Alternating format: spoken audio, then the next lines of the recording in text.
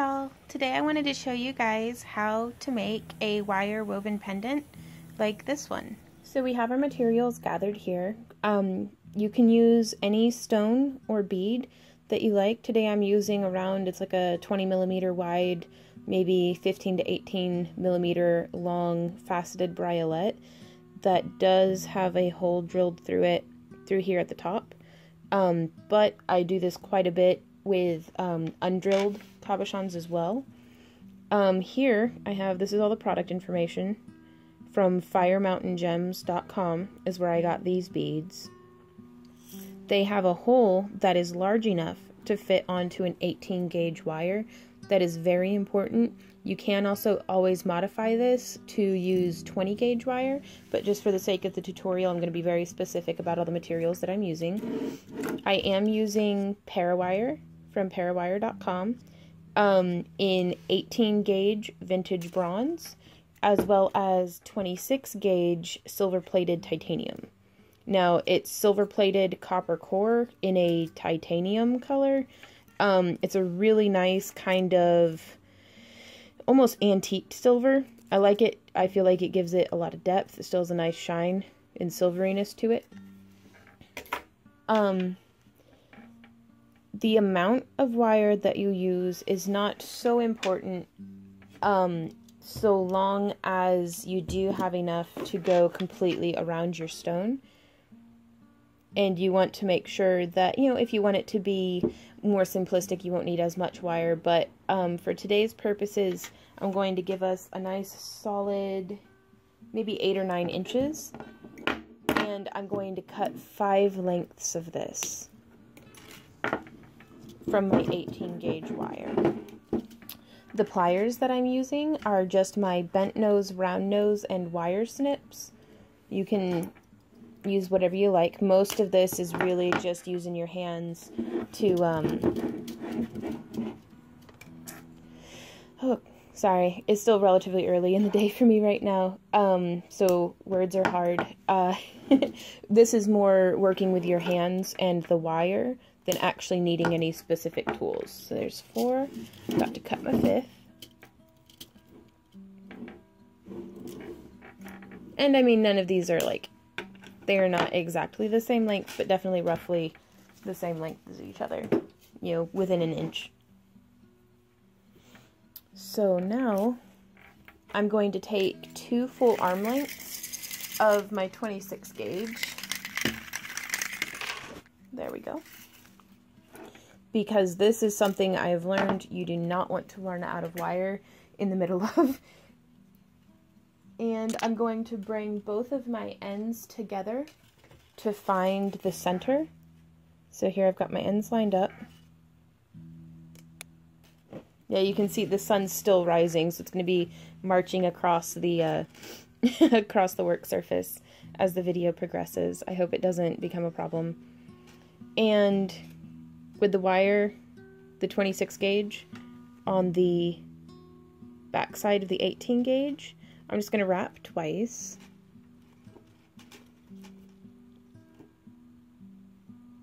Kind of push my fingers together. I am going to scooch the table so that there isn't as much of a, there we go, as much of a sun glare on my hands, because it's messing with my camera's focus. There we go. So just like that. And now I'm going to have one of the very long lengths of wire come off to one side and the other one come off to the other side. And this just helps me kind of keep my tails straight. And I'm going to bring this, excuse me, that I've wrapped around down to about 2, maybe 3 inches in from the end. And I'm going to add on a wire to the side. And I'm going to wrap twice with the tail coming off away from the center. This one that we wrapped around originally is still the center. And then laying another wire. Again, I'm stacking these on top of the 26 gauge. And whenever I say on top, I mean like visually towards me. And then I'm going to wrap around the center and the new one with the other side, like this. And now I'm going to add in on this side another, and wrap around these outer two. And this is just giving us a really nice stabilized base to start with. And then I'm going to add this wire as well. And wrap around the newest one and then the outermost one. By one I mean wire, I guess.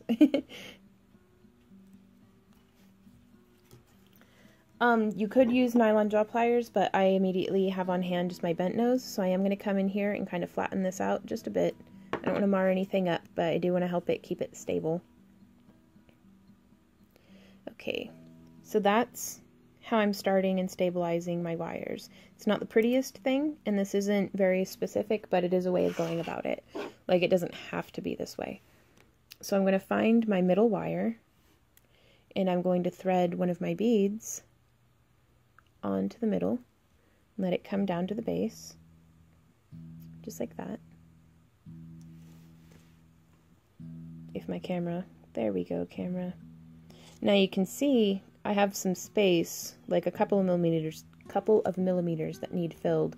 And so I'm going to pick my externalmost wire, and I'm going to wrap around, I think, maybe 3 or 4 times, 3 or 4 rotations. 2, 3, 4. I'm going to make sure everything's nice and snug. I'm going to go ahead and give it a 5th one, just because 5 is a really nice round number for me. I like 5. And now I'm going to come in on the other side, choosing my outermost wire, and I'm going to repeat 5 rotations. So there's 1, 2, 3, 4, and 5. And you'll notice I keep ending with the wires protruding kind of away from the center of the project to make sure that they are, in fact, out of the way. And so from here, I'm going to come in hooking the 2 outermost wires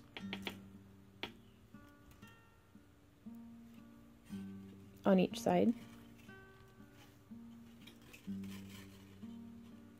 And then I'm going to hook between these 2.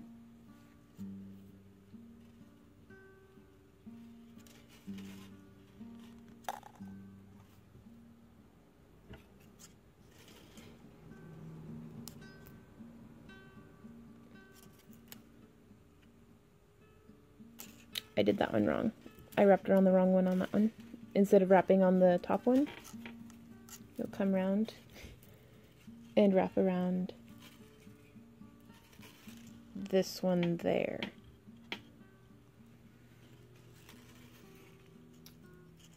And these ones I'm ending on, they're just protruding straight up and out. And so what we're going to do from here is we're actually going to wrap around the center wire. And you'll want to try to be consistent with this, because what we're doing here is more a case of doing one side and then the other, so always start with one side first, is what I would recommend. Okay, and so now I'm going to do 5 rotations. There's 1, 2, 3, 4, 5. And 1, 2, 3, 4, and 5. Okay, I'm going to pick up a bead.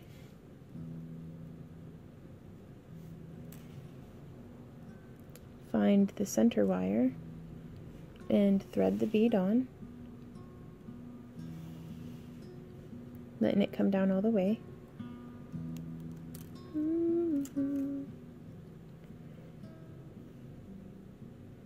And I think I'm actually going to capture all 3. Yeah, I like that better. That kind of more solid line coming across. And this is just a variation. You could repeat this pattern, or you could choose one way over the other. It's so much of what I do really is just faking it till I'm making it. Because, you know, that's how you come up with new stuff, I feel like. At least how I come up with new stuff. It's like, oh, well, that's not what I meant to happen, but this is what's happening. Okay, so there you see. I've come in on this side around all 3, and I've come in from this side on all 3. And now I'm just going to hook 2 on my right side. And then do 5. 1, 2, 3, 4, 5. And I'm going to hook the outermost 2.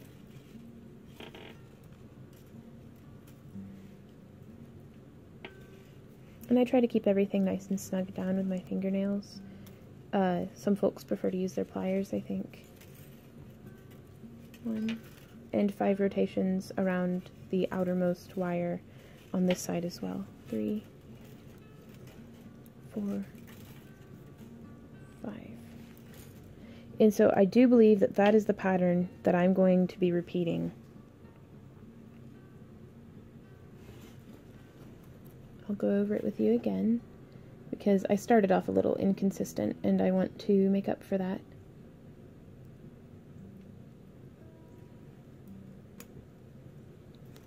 And so I've threaded on the bead.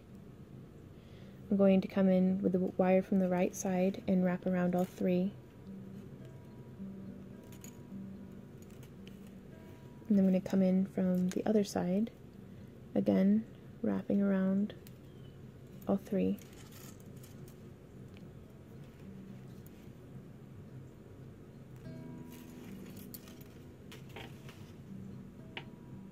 Like so.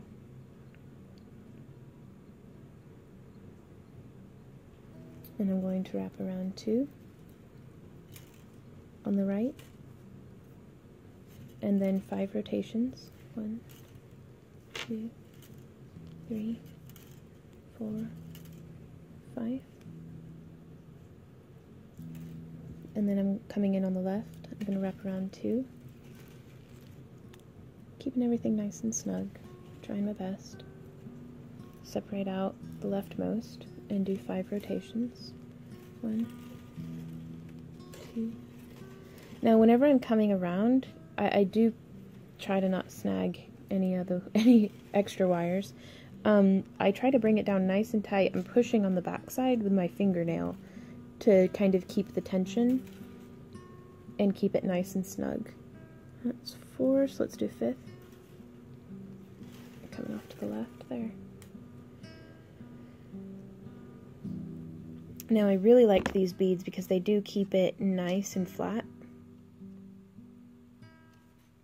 If you had larger beads, I would recommend doing more than 5 rotations on the sides, but what that's doing, you know, you can see is it's filling in some of that area that otherwise would have just been negative, and it gives it a much sharper final look. I feel like, at least it gives me more of what I'm going for. So you can choose to leave that in or leave that out, just at your own discretion. Threading on another bead. But yeah, I do like these beads because they keep everything so flat and tidy, but do give me a nice kind of color difference, sorry. Words. There's meanings for a reason. Coming down, hooking all 3 on the right. Then 2. And then 5 rotations around the outermost. 2, 3, 4, 5. And separate these fellers off to the side. 3 on the left.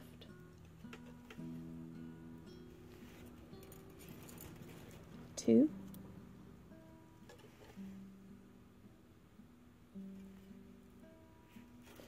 separate the outermost, and 5 rotations.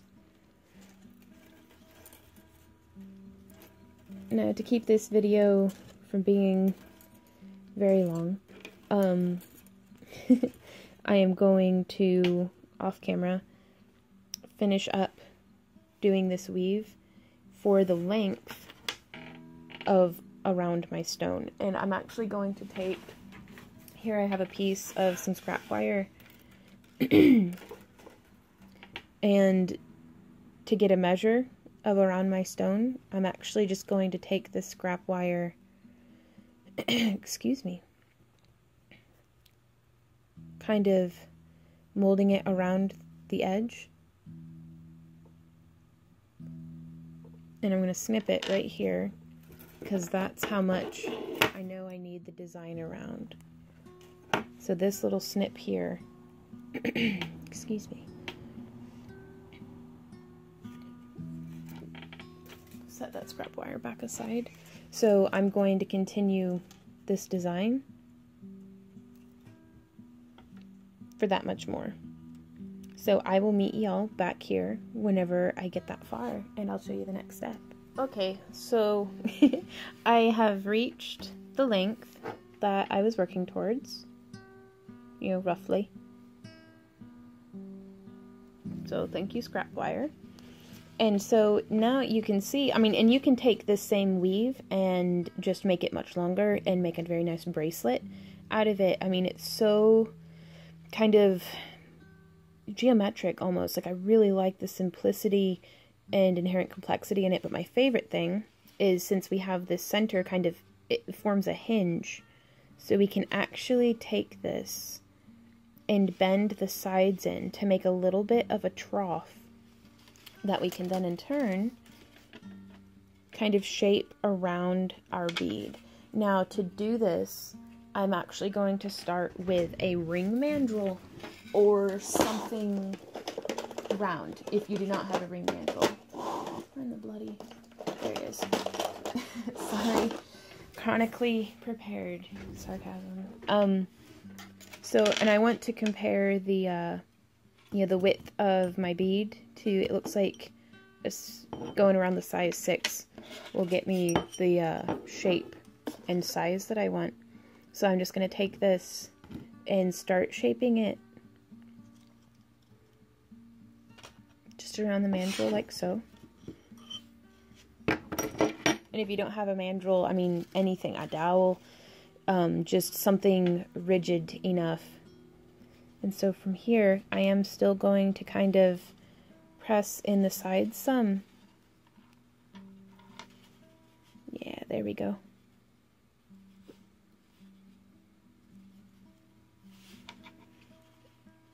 And yeah, it looks like it'll sit in there kind of snug. And so from here, bracing very firmly with my fingers, I'm just going to shape my bezel with, you know, the wire wrapping around a little bit more. You see I'll have the wires offset from each other so they're not getting in each other's way. I'm going to turn this a little bit more because I want to try to keep it centered, you know. So it's a little bit of wrestling with it. Always. But this is where it comes in very handy that this is in fact drilled. Because if I don't feel quite confident enough in this wrapping's ability to hold on to this, I can actually come through. I'm going to use this wire because you can see it's kind of coming through from the inside anyhow. And I'm just going to thread right through the hole on the briolet. And I'm just going to kind of sneak it through into the other side of the wire before pulling it through all of the way. And I do want to try my best to make sure that I don't end up with any weird kinks in this.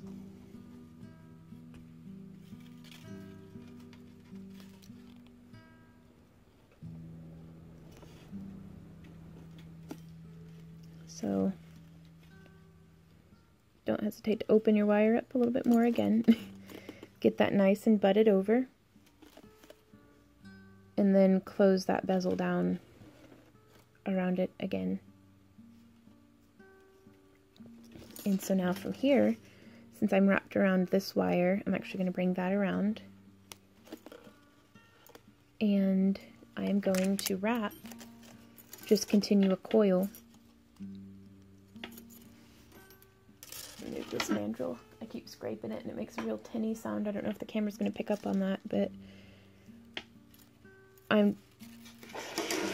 it's scraping on everything. There's no winning. I apologize.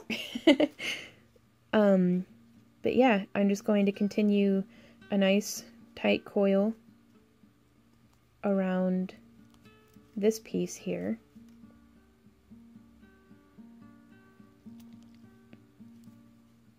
Because part of this is you're going to want to be finishing up your ends. And so I'm going to show you guys how I'm going to go about that for this piece. But so much of it really is just your own creativity. And, you know, if it's a nice Jasper piece that has some, you know, matrices and designs going on, this piece of blue lace agate has a little bit of like a geode thing going on, like a druzy in it, which I just thought was beautiful. So that's something that I don't want to hide, but you can strategically cover or reveal or, you know, keep it nice and simple, just however works with this stone and your own artistic style.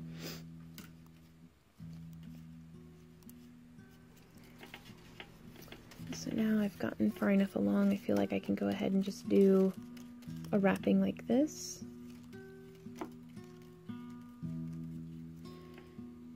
And then I just squish it down and then tighten it down.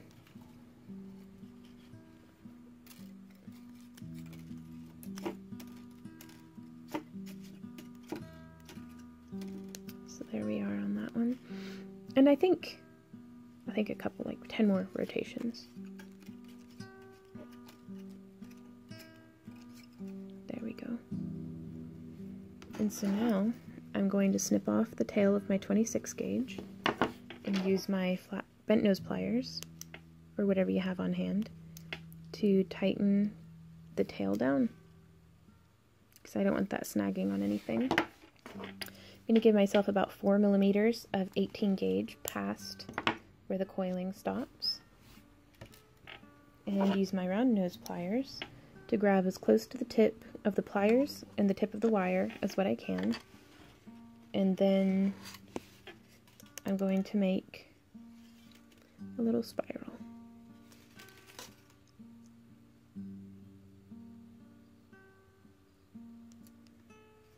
Just like so.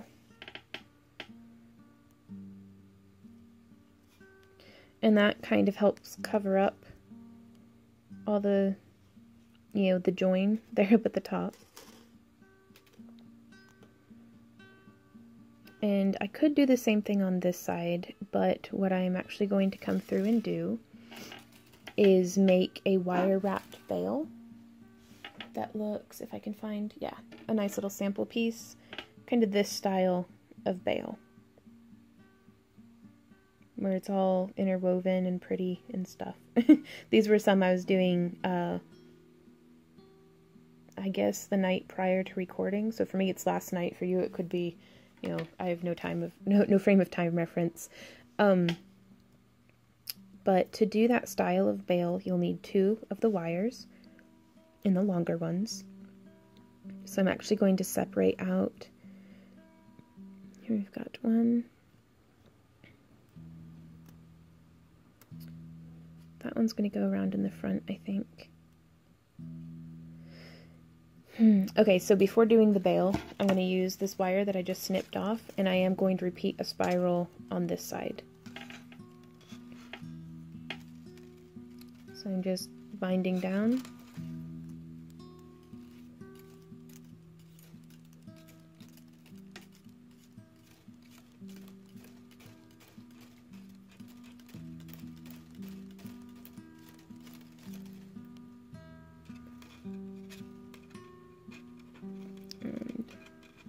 now that I've got enough to hold on to. Just using my fingers to wrap this little bit of tail. I see no point in wasting any wire if I don't have to. I'm going to squish it down, and you can see it's not as tight and nice as what a person might want it to be. So you can see much better from this perspective. Ew, oh, I don't like that at all. And so what I do is, starting here, I just gently cinch it and tighten it around and down, tucking in that tail as best I can.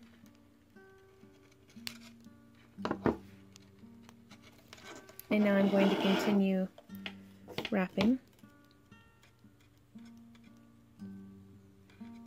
and scooching it on down my wire.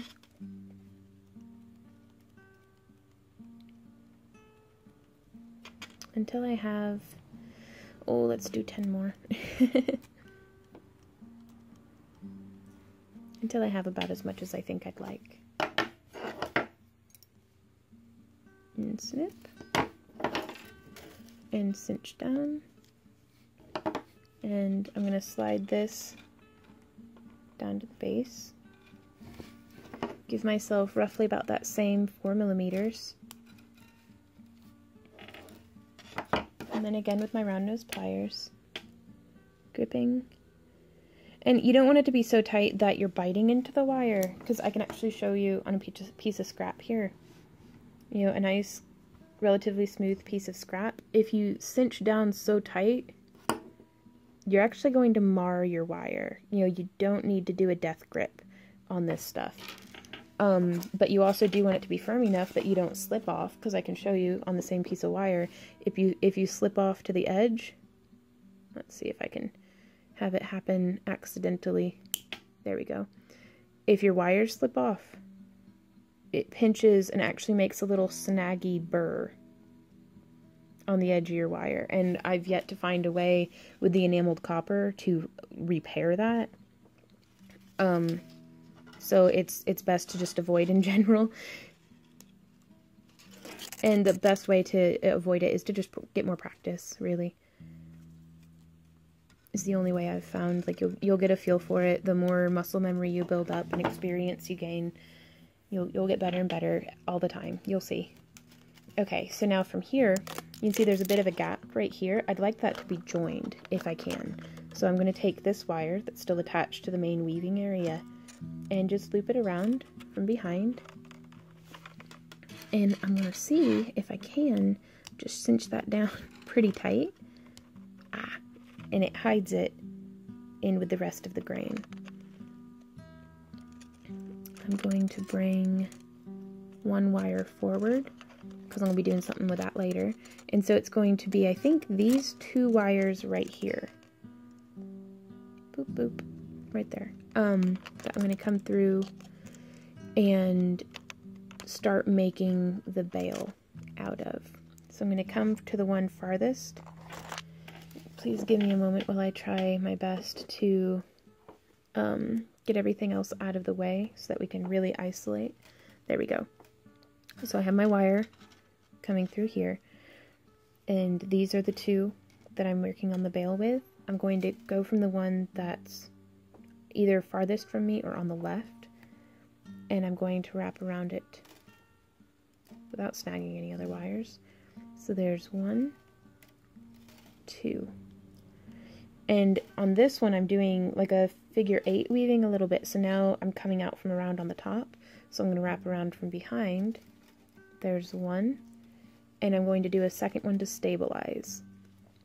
And then 1, 2. And so it's coming out across the top here. So there's 1, 2. And I'm going to do this for maybe 3 or 4 more rotations, just to give the bail enough of a neck to be able to give it a twist, because right now, you know, it's coming off on the wrong plane. I need it to be, you know, perpendicular to what it is, I think, if that's the right term. So just a couple more.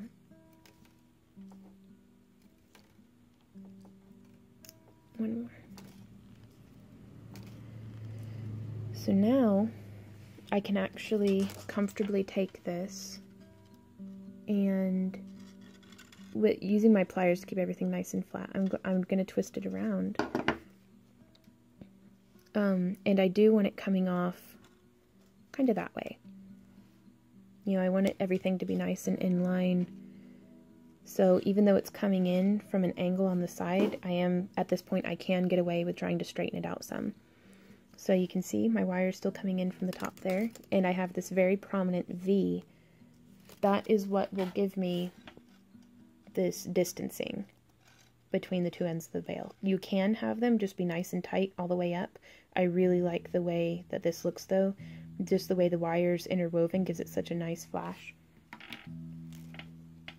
So there's 1, 2. And there's a balance here of being firm enough to keep everything nice and tight, but gentle enough that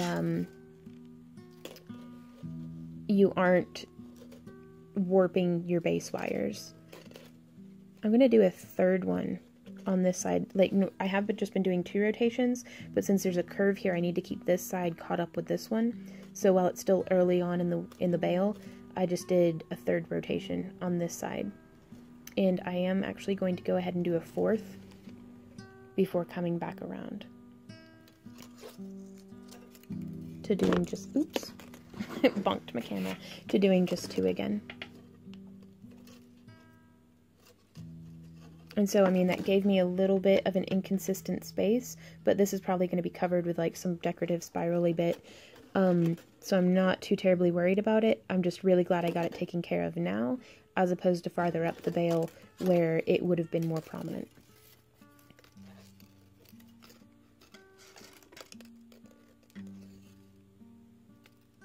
And so, you know, this one, instead of coming in, you know, behind, you always want to make sure to come in opposite the side, excuse me, you know, so that you can kind of see from this top perspective that little figure 8 that it's making.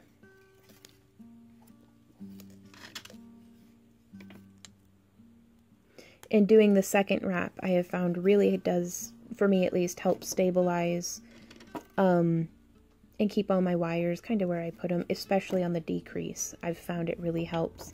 It holds the tension, and it gives you just enough spacing to make it just nice and tidy. That's what I love about a good wire wrap is, you know, if somebody's work is nice and tight and tidy, I'm just like, oh man, you know, they did really good on that.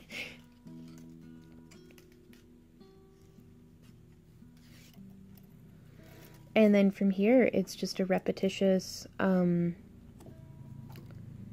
giving ourselves more of the same. Now here, I have it as wide as I think I would like, so I'm going to come in with my pliers and just straighten a bit so that they're no longer going away from each other, they're more parallel now.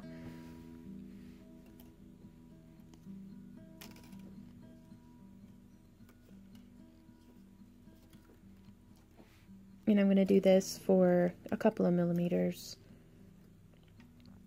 And this is going to form the nice kind of top of our bale before we start going into the decrease.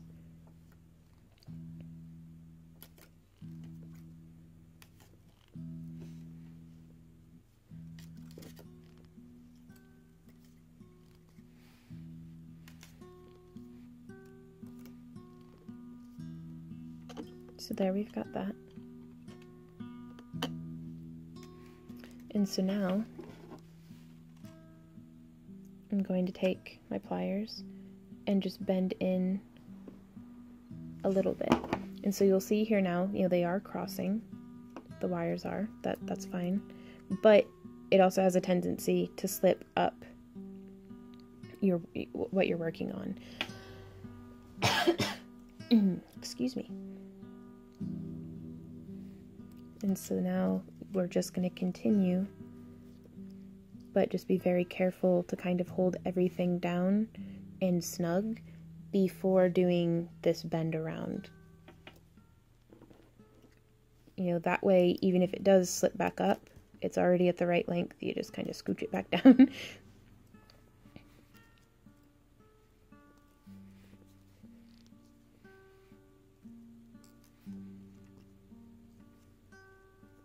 And if y'all have any alternate ways of doing this that are a little bit easier, I would love to hear about them, because this is, for me, this right here is the hardest part to get nice and tight and even.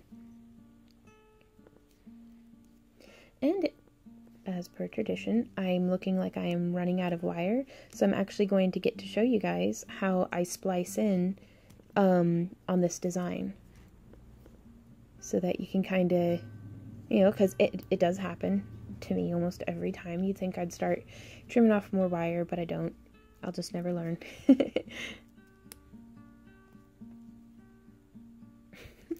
But seriously though, it's like I've only been wire wrapping for 8 years. You'd think I'd remember something, you know, as relevant as, oh, you know that thing that's always a pain in the neck? Yeah.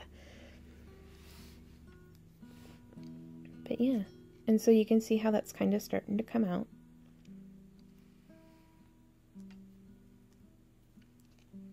And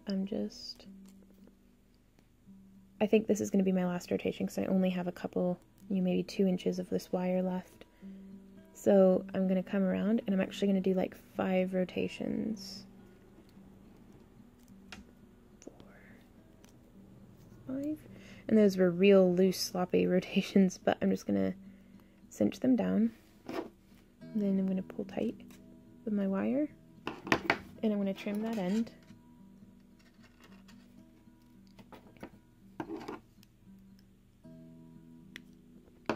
Round down that tail.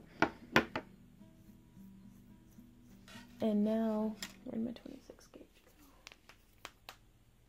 Oh, snap, crackling and popping. Yeah, there it is. No, that's the wrong color. What on earth did I do with my wire? There it is. Sorry. I'm just gonna pull out an arm's length of this 26 gauge. Trim that off. And so now, opposite the side, over here, I'm going to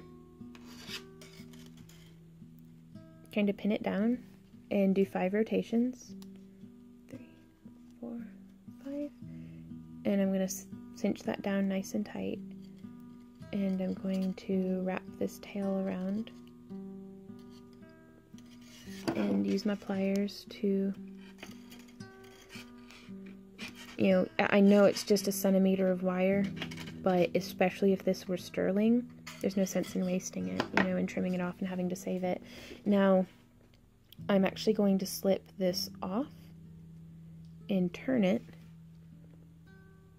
and slide it back on. And I'll get my hands out of the way here in a sec so you can see what's going on. So see how that happened? It's easier for me to weave off the end. So I just weave it and then pull it off and flip it. So now from here, I'll just bring that down, make it nice and tight. And I'm actually going to interweave with the wire that's already on there.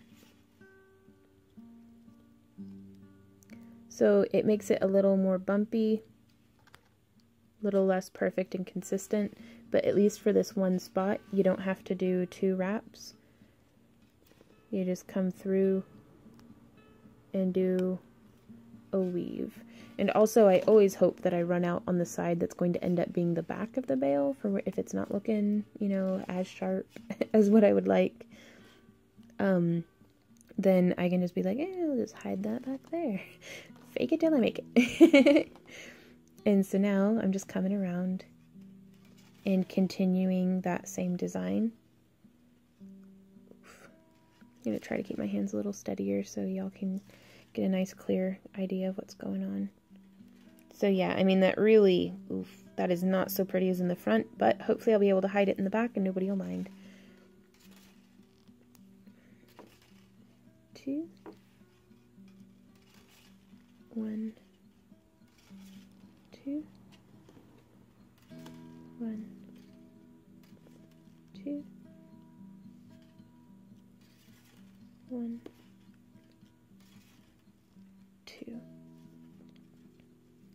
So yeah, I'm going to break this down just a little bit more. Now that it's getting nice and like narrower, I'm going to open these up a little bit. So this wire is coming in from the front there. So I'm going to bring it behind the second base wire and do a nice tight wrap. 1, and then a second, 2, and then it's going to come nice tight wrap. 1, 2.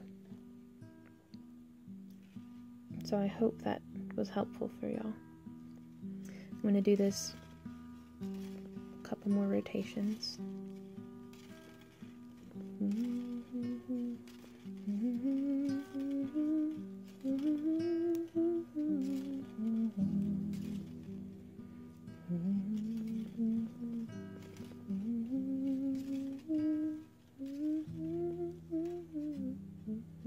There we go. So I mean, it's not the worst thing in the world right there, but it's not the best work I've ever done either. But that happens. That's part of what makes it unique and artsy and all the good things that people come to love about your work. Okay, so now if you have a ring mandrel or like a small mandrel or a pen, you can take that, and I brace it against the widest part of my bail and then just bend around. You can kind of see, it makes a nice loop. And then you can actually, if you'd like, come in with your pliers and pinch that down. Bring that together like so. Now you can get the bail out of the way. Or not the bail, the pen or the mandrel. Use your fingernail to kind of squash out and distribute all the good things, all the weaving that you just did. And so from here, to bind this off nicely, I actually think I'm going to open that back up a bit, and I'm just going to maneuver that around so that these two wires are coming off on the top.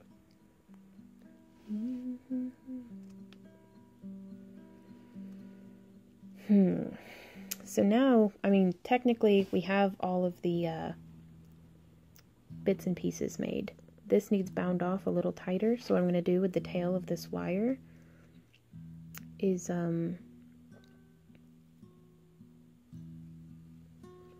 these two wires that are coming across the top here, I think I'm going to begin doing a weave with them. I'm going to bend these front ones off to the side. Where 5 rotations, 3, 4, 5, on just one, tighten that down. I'm going to see if I can't find myself a little bit more shade. There we go. The sun's still rising here, so it is kind of marching. That's why I'm so glad it's marching across the room, and I'm glad I can move my drafting table around to kind of get out of the way of it. Because while I love to work in the sunlight, it is not the best for recording. Because my camera freaks out. It's like, I don't know what I'm supposed to look at. So I did 2 around both of them. Now I'm doing 5 wraps around just one. And I'm going to be repeating this design. So there's 1, 2, around both to stabilize. Then 1, 2, 3, 4, 5, and then 2,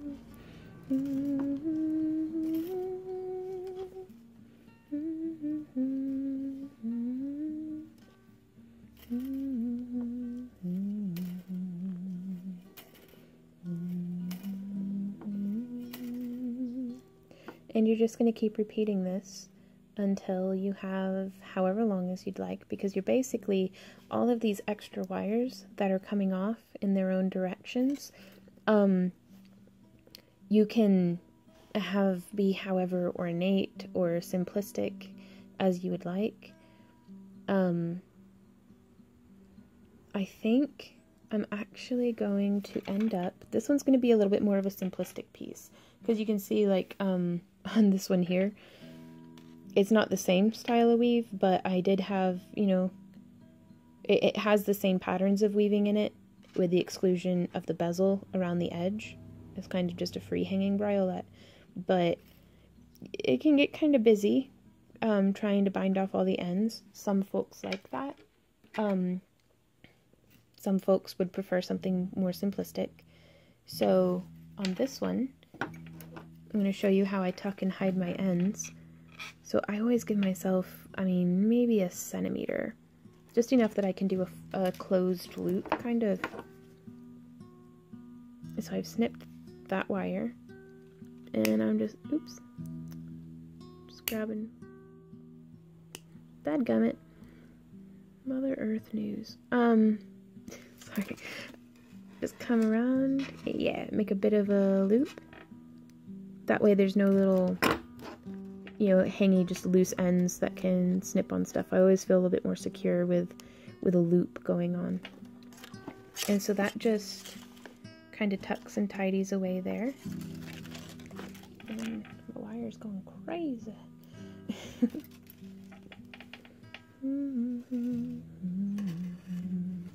And these two on the back that were from our bale, I'm actually going to brace everything with my fingers, bend this guy up to the side like that,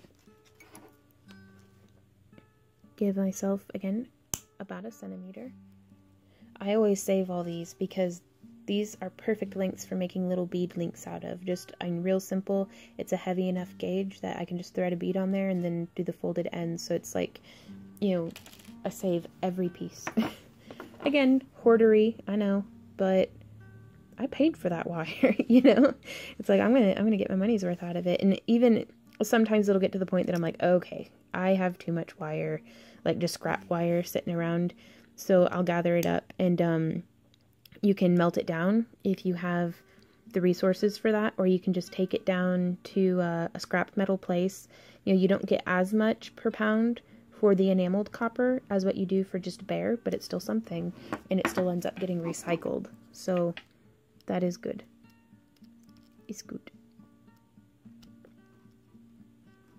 So I've just made little loops like that. Grr.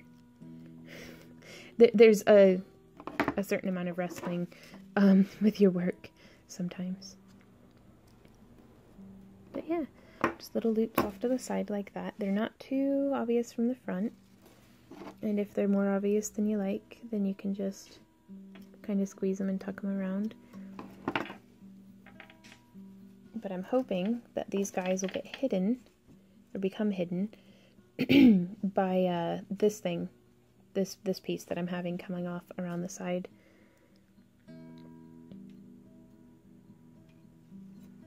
Ooh, that might be pretty. Sorry. Oh yeah, I like that. Just a little accent.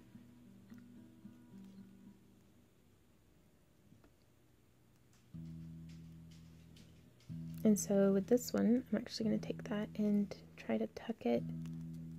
Sorry.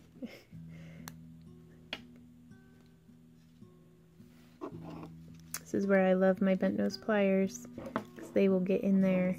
And grab that tail, and then I'm pulling up. I'm going to get in there and snip. Again, I'm really hoping that'll get hidden by everything that's going on. I am going to leave these two here for now, just in case. We'll see what happens.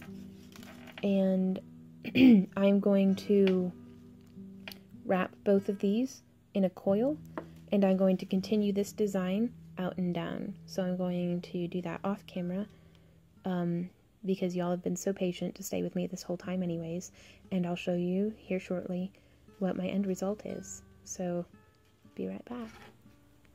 Okay, so here we are. I lied to you. I did not cover those two little wires that were sticking out this way in coils. I went ahead and just tucked them around and used them to stabilize this coil in the back. I'm not very systematic about things like that. Is just kind of stick them where they fit and where they're out of the way. So now I have this nice long piece. You know, I did the repetitious 2 on both and 5 on one, and then I, you know, coiled up on the remainder, left myself, you know, about 3 or 4 millimeters on the end. And now I'm going to take this and I'm just going to wrap it around the neck. Like that. And now I'm going to come around in here on the side, and I've lost my there. And, ooh, I think I'm going to spiral this one down just a bit, and kind of have it sit nestled on the side, because why not?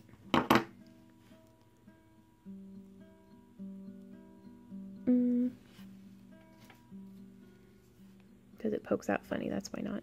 I'm just going to bring it down to where it'll sit on top of the other one. And then this guy here, I'm going to trim down to a little over maybe 15 millimeters. And I'm just going to tuck him away onto the side. And I think probably my favorite thing about this pendant right now is that it does seem to be completely reversible. So I think that side looks great. It's nice and tidy all along the edges, and I think that side is not the worst thing that's ever happened either. So, you know, kind of leave it up to the client or whoever buys it, you know, whoever decides to take this one home with them, to wear it whichever way that they like, or if it's on a long chain and it's just flopping around, at least it's pretty from both perspectives. But this is just a way of going about it. I'd love to see and hear about some of the different ways y'all can think of utilizing this design. If you have a deeper set stone, try adding in, you know, use 7 wires instead of 5. Make a nice wide deep bezel. It would just add in another staggered step here. So instead of wrapping around 3, you'd wrap around 4, and then 3, and then 2, and then the coils around the 1. But doing that bead down the center spine gives it this nice hinged effect, like how y'all saw. And then the rest of it's just artsy-fartsy, which is, you know, kind of the fun part. Well, it's all fun, really. But otherwise, why on earth would we do this? It's so time-consuming, and my hands hurt. Look at my blister, y'all. I've been doing so much wire wrapping lately. I've got just the weirdest blisters. There goes my career as a hand model. But thank y'all for watching this video. If you enjoy my free wire wrapping and leatherworking tutorials, please visit my Patreon page. There's a link down in the comment area. If you're not able to donate, I still appreciate a like, share, and subscribe if you haven't done that already. You know, share the learning, share the love, let the world know how to wire wrap. So I hope y'all have fun with this project and have a beautiful day, and I will see you guys around. Happy crafting!